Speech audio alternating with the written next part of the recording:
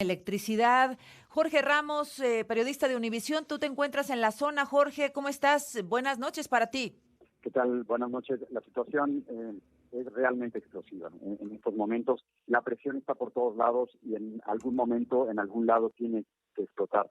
He estado cerca de la frontera con Gaza, allá hay cerca de 300,000 reservistas del ejército israelí, hay tanques y transportes que sugieren una posible invasión a la franja de Gaza.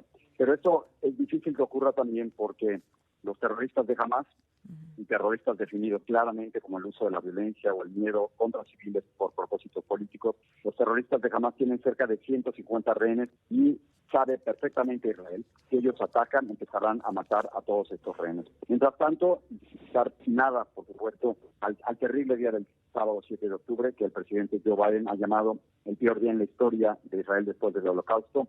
Se está creando otra gran tragedia, y esto es en Gaza, lo que tú acabas de mencionar, Azucena, en donde hay por lo menos 300,000 personas que se han quedado sin hogar, muchos de ellos son civiles, que no tienen absolutamente nada que ver con Hamas. Aquí hay que distinguir que esta guerra no es entre israelíes y palestinos, esta es una guerra entre Israel y el grupo Hamas.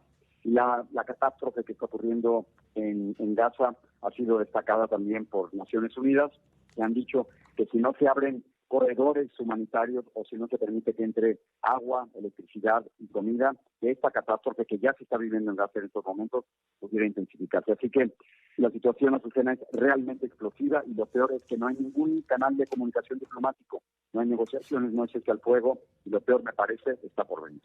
Uy, ¿te parece que lo peor está por venir, Jorge Ramos? Es una reacción de Israel contra un sorpresivo ataque de Hamas que nadie se explica cómo pudo haber pasado por alto, cómo primero no lo detectaron a tiempo y cómo tardaron tanto, según algunos testigos, en reaccionar para auxiliar a los civiles, a los pobladores, a las víctimas, Claro, Jorge. sí, por supuesto, pero el gobierno de Israel, hay un serio problema con Benjamin Netanyahu, el primer ministro. Hay quienes lo acusan de tratar de cambiar las leyes del país para convertirse en un líder autoritario. Pero independientemente de todo ese aspecto político que está ocurriendo antes de los ataques, en este momento tanto la oposición como el partido en el gobierno están en absoluta unidad con un solo propósito, Susana, que es que esto nunca vuelva más a ocurrir. Y para que esto no ocurra, tienen que pasar varias cosas. Primero, para ellos, que Hamas quede destruido.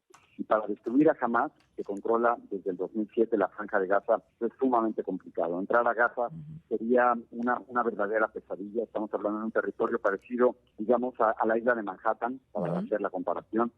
Viven cerca de 2,300,000 personas y entrar ahí de forma terrestre sería durísimo. Y además, de nuevo, está el problema de los rehenes. Si entran, el ejército israelí, es posible que empiecen a matar a los rehenes. Y eso es algo que el pueblo israelí en este momento sencillamente no quisiera soportar. Pero la intención de que esto no se vuelva a repetir claramente está ahí. Rehenes, por cierto, Jorge, donde hay de muchas nacionalidades, entre ellos dos mexicanos, una mexicana y un mexicano. Sí, ¿y sabes qué pasa, Susana? Que hoy tuve la oportunidad de conversar con una mujer que tiene 6 familiares como rehenes.